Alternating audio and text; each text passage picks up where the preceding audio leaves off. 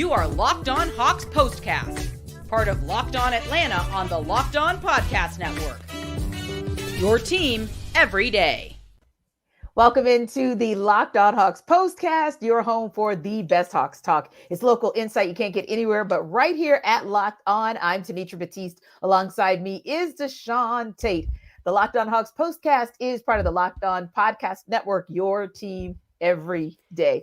Now, DeShaun, the Hawks made it a season sweep of the Rockets tonight. Slow start off the back-to-back, but the Hawks stormed right back in a 38-18 second quarter, and we'll talk about it in the and one. Then we'll look ahead to Monday's showdown with the Bulls. But first, we got T's and Tate's takes on a 122-113 win over Houston. And Tate, you said just survive in advance. Yeah, that's what this whole thing is about, and that's exactly what they did. I pulled that old, my college basketball March Madness reference right there when I talk about surviving in advance, and it felt like much like one of those type of games where you're kind of on the edge of your seat, kind of like a nail biter. You always think that you got the game in hand, and then next thing you know, the team comes storming back, kind of that David versus Goliath a little bit. I could have done without, all of these players,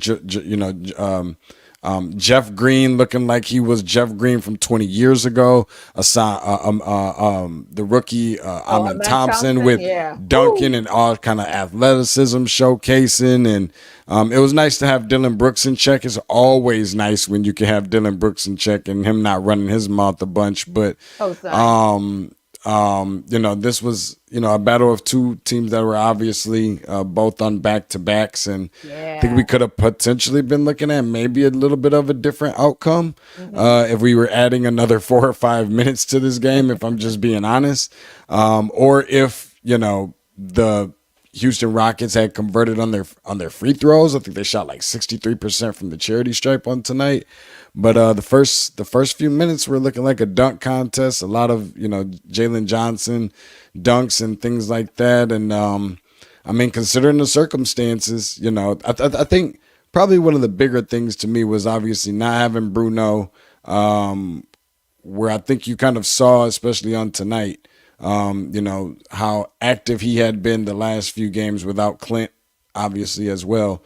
Not having him, I think, hurt a little bit. Yeah. And Onyeka Okongwu, picking up his third foul like midway through the second quarter or something like that, I think it was. So him having to, humble himself a little bit and kind of calm himself down and, obviously not just picking up some of the little ticky-tack fouls, but listen, it's a win, and I know a lot of people are going to say it's Houston. They're 5-19 on the road, but when you're without some really key contributors and having to play some guys that typically don't play very much or in those positions that they're used to playing, I don't think it's all that bad. I mean, Houston's a good team that's not a good team yet, if that makes sense. No, it does. It does. And it's one of those things where Houston is a good team that's not a good team because their records are virtually the same.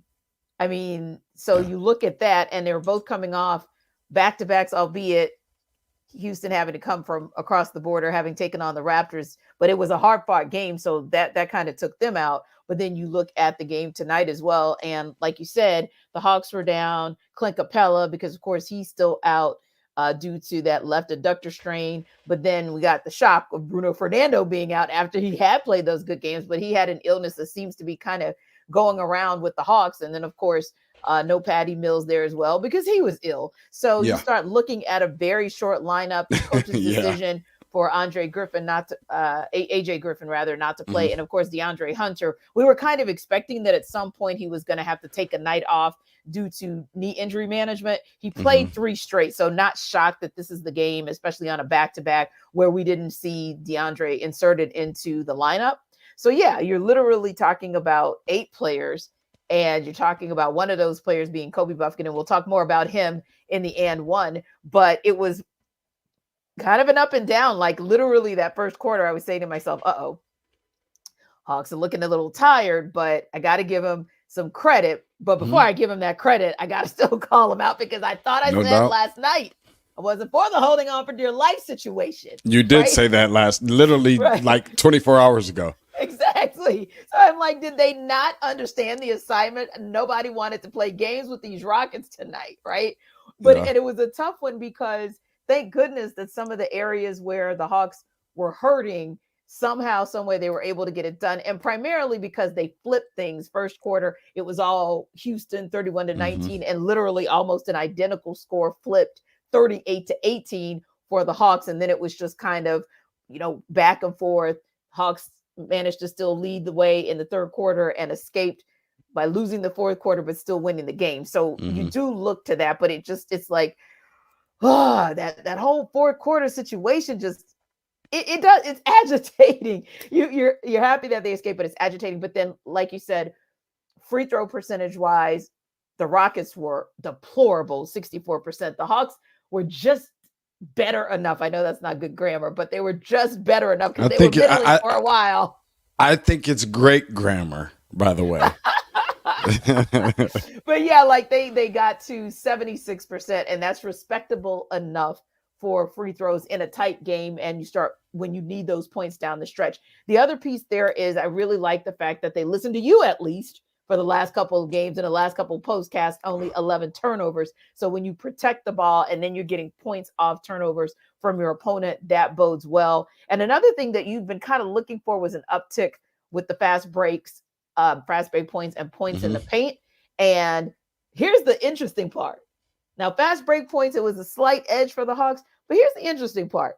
Points in the paint, they didn't have the edge, but they were still right. There was almost even. And the reason I say that is because the game kind of showed you some dominance on the inside because of the market difference in rebounding, right? That's right. Right. Yeah. So you're thinking to yourself, how does that happen? Like, how do you get out rebounded, especially in a department that's all your own? Offensive rebounds, you get out rebounded 16-9, right?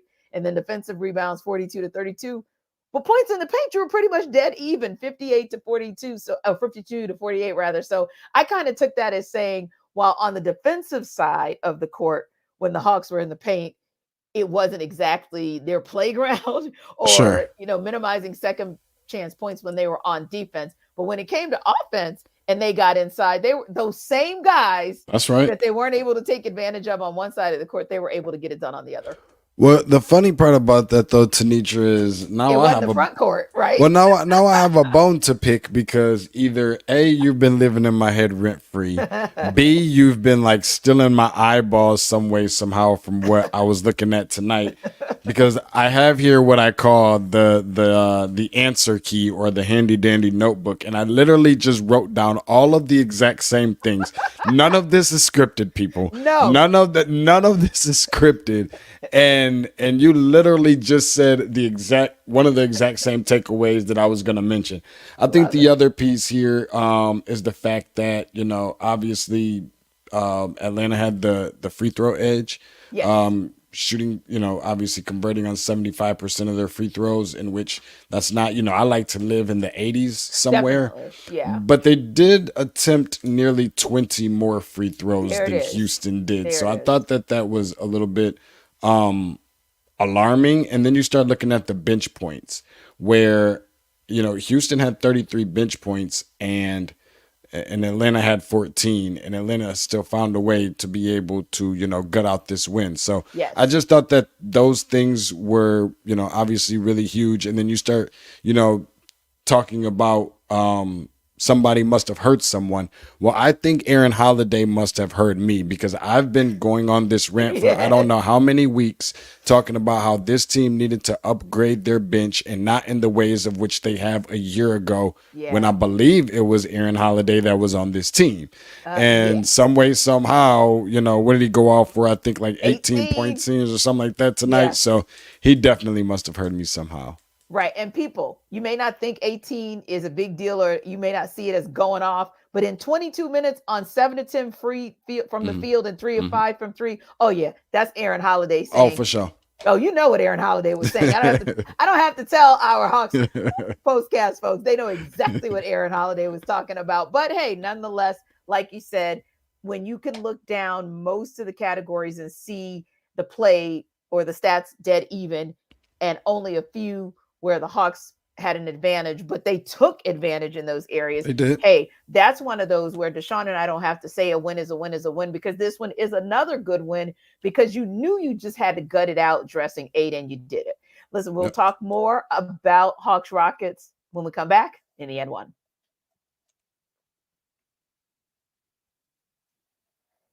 This episode of our Locked On Postcast is brought to you by eBay Motors. Our partners at eBay Motors have teamed up with Locked On Fantasy Basketball host Josh Lloyd to bring you guys the best fantasy picks each week, all season long. Whether you're prepping for a daily draft or scouting the waiver wire, every week we're going to provide you players that guarantee to fit on your roster. So let's see who Josh has picked out for us on this week's eBay's Guaranteed Fit Fantasy Picks of the Week. Well, told you guys about him a couple nights ago. You got a chance to see his brother in action tonight, Amin Thompson, who had 12 points against the Hawks tonight, but his brother Austere has been doing some damage there as well. And he's doing damage on a Pistons team that has overhauled its roster and really given him an opportunity to play a bigger role. So that's a guy that you definitely want to keep in mind for your fantasy basketball team. But don't forget, you got Josh Lloyd to help you from our Locked On Fantasy Basketball pod. And he can help you to win your fantasy championship, just like eBay Motors can help you to be a champion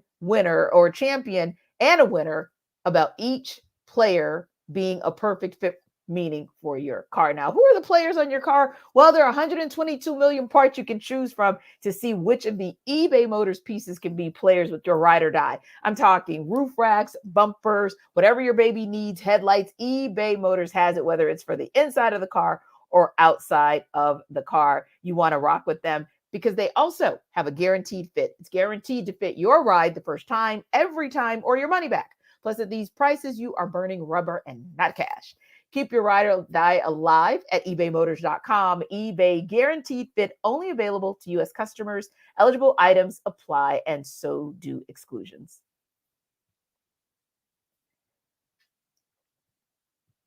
So, DeShaun, the Hawks got their 6th win in the last 8 games. That is really, really a good sign of them going in the right direction and continuing to go in the right direction. But you don't just go in that direction by yourself. Typically, there's some guy, and even sometimes we give a lot of that credit to Trae Young. But what I like about this 6-game stretch where they've won 6 out of the last 8, or this 8-game stretch, because they were in it even in the games that they lost. I like the fact that you and I have had conversation about different players, but low key, the most consistent guy two-way has been 5. I feel like we should welcome him back on so many levels because, of course, we know that Dejounte Murray was out a couple games due to lower back pain. And you know that I know the pain of that. So I knew that if it was a lower right or lower back pain for him, it's something that's very difficult to kind of overcome because he's a guy we know doesn't like to miss a game. Well, he came back with a fierceness tonight. 34 points off 9 of 19 shooting from the field, 4 of 9 from 3, 6 rebounds, 7 assists, just an absolute complete game. But this is what we've been seeing from him. So I welcome him back from 2 games down, but I also welcome him back from getting beyond that darn trade deadline. Hello. Of course, and that's probably what I'm most excited about. And listen, I think it's been well documented, or unless you've been living under a rock, you heard me say on this postcast multiple times that I just wanted to see a little bit more. Like I just didn't feel I felt cheated to a degree. Like I didn't get a chance to see everything for as long as I wanted to see it for. And I'm not mad at the people who feel like that they did see it because it felt like I saw enough, but I knew that I just hadn't. So, but this is a perfect reason as to why. And while I'm definitely going to give, Dejounte his flowers, I'll give 5 his flowers. But I think when you start talking about the consistency, because guess what? Any chance I get, if it's there and I see it, I have to call it out. Consistently inconsistent, but there's a reason why I haven't had to use that term in a long time.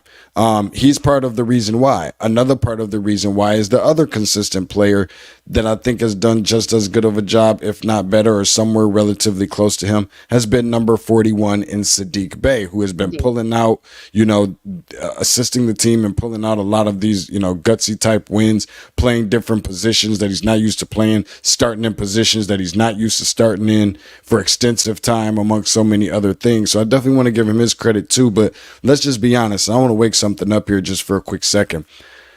People want to know what is, you know, how has this team kind of turned the corner, or what's different?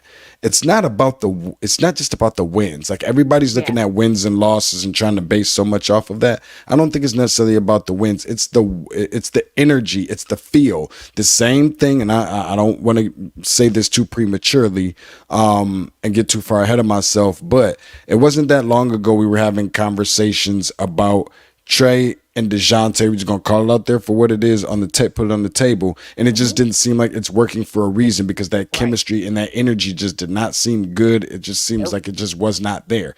That feels like it's starting to grow and come along, as is the chemistry between this entire team. So I just wanted to make that part known, because it's not just about this team winning. If this team play collectively and cohesively as a group and as a unit, yet still losing games, I can still learn to be okay with that, because they are growing within. The cherry on top, honestly, is the fact that they are winning the games. Yeah, and even when they're losing the games to teams that they aspire to be like. So I look back at a Kawhi Leonard, Paul George, James Harden Clippers loss, right? And that was a quality loss. The reason I say that is because you're seeing a team that looks like what the Hawks would look like if they had played connected from day one. See, this is a team of guys that knows one another, and you know, some of those guys go way back from their days in Cali and playing on the AAU circuit and that sort of thing, and always remaining cool and always hoping for the opportunity to play together. And finally, after all these years, George, Leonard, Harden, they get to play together, and you're seeing maybe some of the most unselfish ball, dare I say, from James Harden of his career. You're seeing a rejuvenated Paul George and Westbrook. Exactly, right. And Westbrook, exactly. Taking, you know, the opportunities he has in a limited role and working with it, and also seeing a Kawhi Leonard looking like he did in the run to the championship with the Raptors. The reason I say that is because you're starting to see a Hawks team that's looking like that. Connectivity and togetherness that don't always show up in the stat line specifically. However, when you get wins and you're looking at it from the lens that we're looking at it, we know what we're seeing. So there's no stat for togetherness. There's no stat for connectedness. There's no stat for communication. But there's a reason Quinn Snyder has mentioned it in just about every press conference.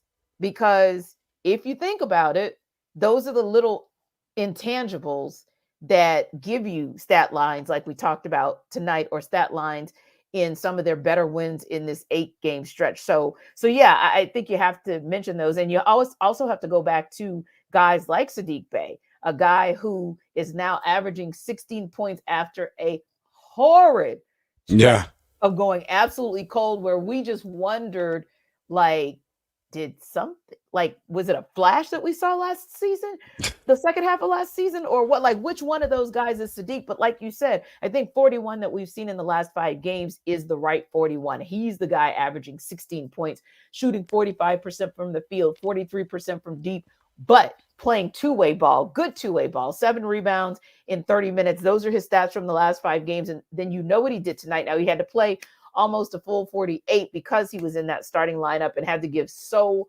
much in a different looking front court, but still 24.6 rebounds, 3 assists is quite a nice night for Saddiq Bey. And also a nice night, DeShaun, when, again, no Clint Capella, no Bruno Fernando. So Jalen Johnson has to play center essentially. Onyeka Okongwu has to kind of play center too. Saddiq Bey has to just kind of play. It was almost like front court, play positionless basketball, go. And besides being out rebounded, I kind of liked what I saw. And I'm not saying that there wasn't a struggle there with those two in the front court, but I thought that they held their own for what they needed to do to get through this game. Well, I think the other thing is the fact that we just talk about all these missing pieces. It'll be hard to beat any YMCA team just with these guys that are out there on the floor, considering everybody that's missing. Yeah. But on top of that, you don't have your typical 30-point, 10 assist type of game from Trae Young either. You also don't have when it just seems like you need some kind of offense to come from somewhere and nobody's really paying attention to it as much. That's where you start pulling, Bogi Bogdanovic off of the bench. He didn't have one of his typical games that he comes in and saved the day for either. So when we start talking about, next man up, next guy got to step up, like that's legit, literally what this team has done. I think that's one of the reasons that we've been so impressed by it. Luckily, Tenitra, we didn't have one of our insert random guy's name here type of moments, because I don't know who this Nate Williams guy is. And there ain't very many guys in the NBA that came out of college who I don't know who they are. I have no idea. I don't know. This guy could be a taxi cab driver for all I know. He could be a Longhorn Steakhouse even night manager, last shift closing manager for all I know. But this dude was, I think his career high, I think was like 4 points coming into today's game. Well, he had 8 points in 9 minutes. Like he was looking really, really good. I'm just glad that the Hawks didn't have to, endure the embarrassment that could potentially have come along with that. Yeah, because you almost tried it. You did. Brought the RRP to the show tonight. We had not had to mention a random role player in at least 5 or 6 days. We haven't. We were not about to start tonight. That was not what DeShaun and I were interested in doing. So yes, DeShaun, thank you, and 1,000 times thank you, Hawks, because ain't nobody got time for RRPs at all. Come back. We're gonna talk who got next.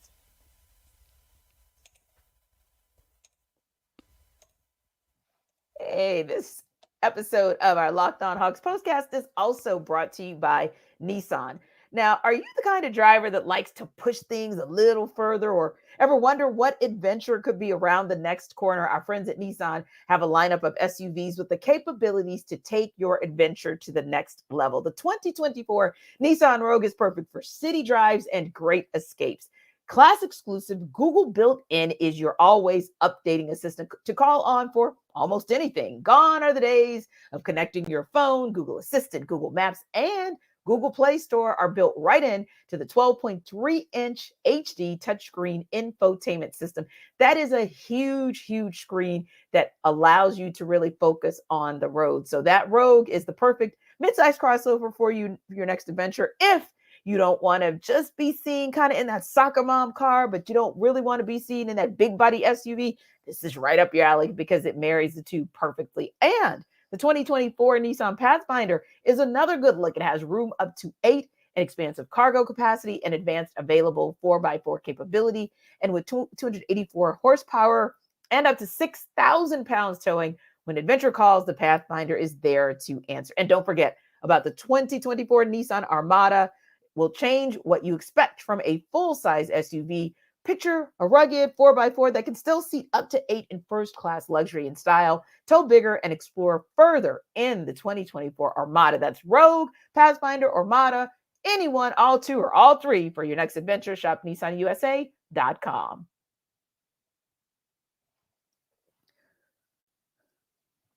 All right, DeShaun, I want to go back to one other player before we go into who's got next, and that is Kobe Buffkin, because he was inserted into the lineup tonight. And despite just scoring 3 points, what did his 3 rebounds show you about the ability and the commitment to two-way play? It's just about being assertive. If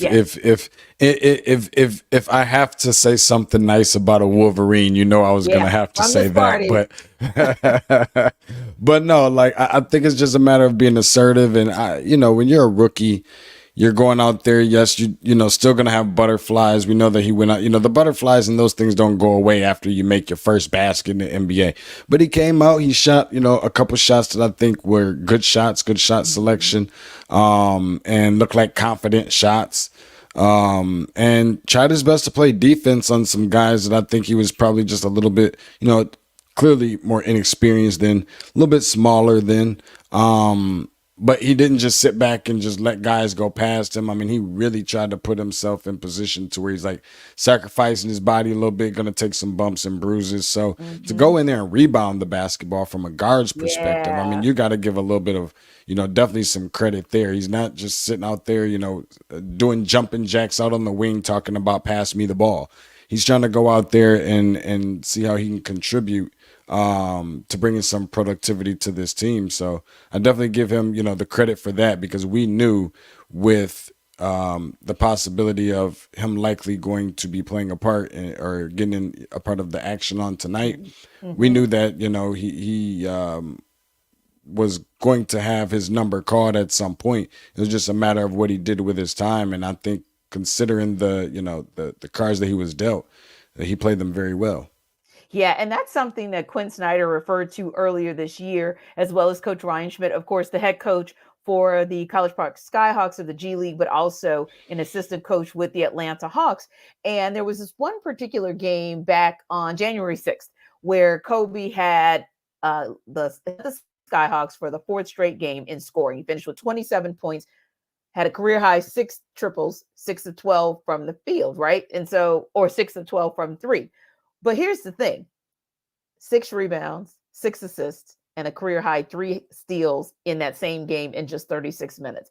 The reason I point that out is because he has been that guy who, when I'm in the huddle and I'm listening, because of course I'm on their TV broadcast team, so I get to go into every huddle and kind of listen.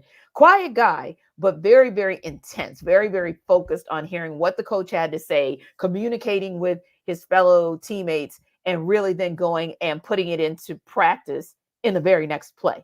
And so that's something that you want to see. That's that development. And I don't want to jump the gun, but that's that same kind of approach that I saw in Jalen Johnson when he was down in College Park.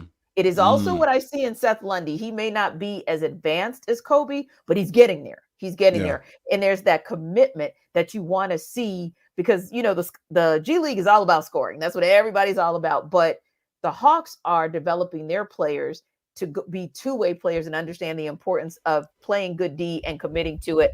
And DeShaun, I got to tell you, again, 3 points may not be a big deal to some, but like you said, it was the assertiveness with which he went after his shots tonight. And it was the ability to get back and be a presence on the other side of the court. Well, he's in the record books, and that's the first thing. That's something that nobody's ever going to be able to take away from him for the rest of however long that he lives, being able to tell your kids and tell your grandkids and all those kinds of things.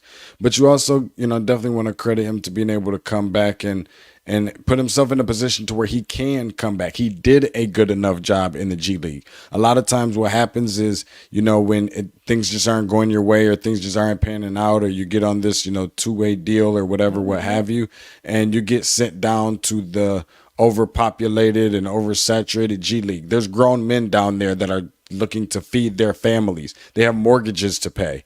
The lifestyle of an NBA player or an aspiring NBA player can be very expensive. And so when you're considering all of these different things, sometimes you can get lost down there and can't see the light at the end of the tunnel. To make your way back up and have your number called and actually be able to give some contribution, I think that's, even more credit to what he was able to do. And obviously when you're guarding somebody like 11, 5, some of these other guys on a fairly regular basis, that can do nothing but just help you in a lot of those cases. Almost kind of reminds me of Lou Williams when he was a rookie and got drafted, and obviously every single night in there, practicing with Allen Iverson for the Sixers. It can, if it doesn't hurt you, it can only help you.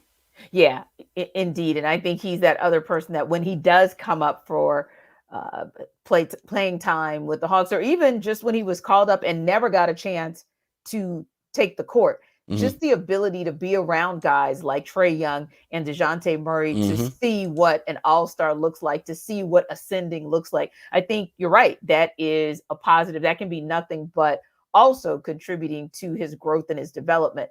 Now, the Hawks host the Bulls Monday night. They wrap at the Hornets Wednesday. These are their last 2 games before the All-Star break. And we'll talk about this again Monday and maybe even Wednesday as well. But I wanted to ask, as you can look out tonight, what do you want to see from this team collectively, but also any individual performances that you want to see before they wrap up for All-Star? I want them to keep the energy. I'm so big on the stuff that doesn't show up on the stat sheet a lot of times. I don't know what they're doing. I don't know how they turned this corner. I don't know how this is happening, to be honest with you. And I know that may not sound like the greatest thing to say, but guess what else? I don't care. just keep doing it. Like, you know, there's so many other teams, and we talked about this before, Tenitra, where some of these other teams, I had a feeling that they just kind of peaked a little early, and we hadn't seen the best from the Atlanta Hawks as of yet.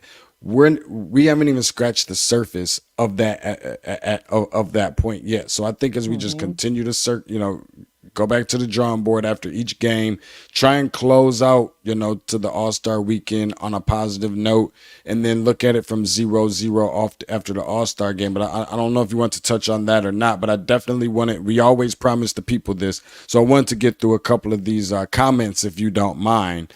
Yes.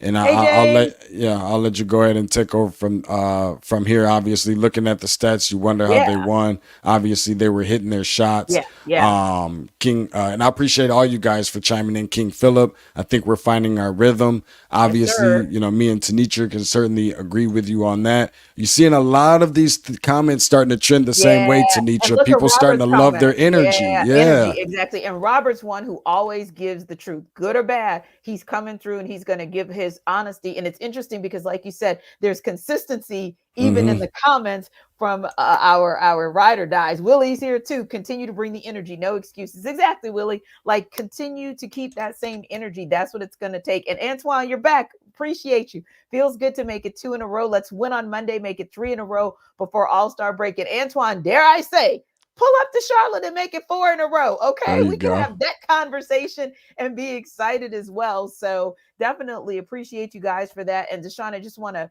share one thing before we go, but don't be surprised, guys, if DeShaun and I revisit this at the end of next week. And that is this: Quinn Snyder is finally through collectively a full season as the Hawks head coach. 22 regular season games last year, an play-in game, an opening round tournament against the Celtics. So when you collectively put that together, that's around 30 games, right? And so we're right now at about the 54 mark. Don't look now, but Quinn Snyder has completed a full season with this Hawks team. Maybe not so coincidentally that they're starting to hit their stride. Anyway, guys, thanks so much for stopping by the Locked On Hawks Postcast. Remember to like and subscribe to our YouTube channel. For more on the Hawks, check out Locked On Hawks with our guy, Brad Rowland, and we will see you Monday night.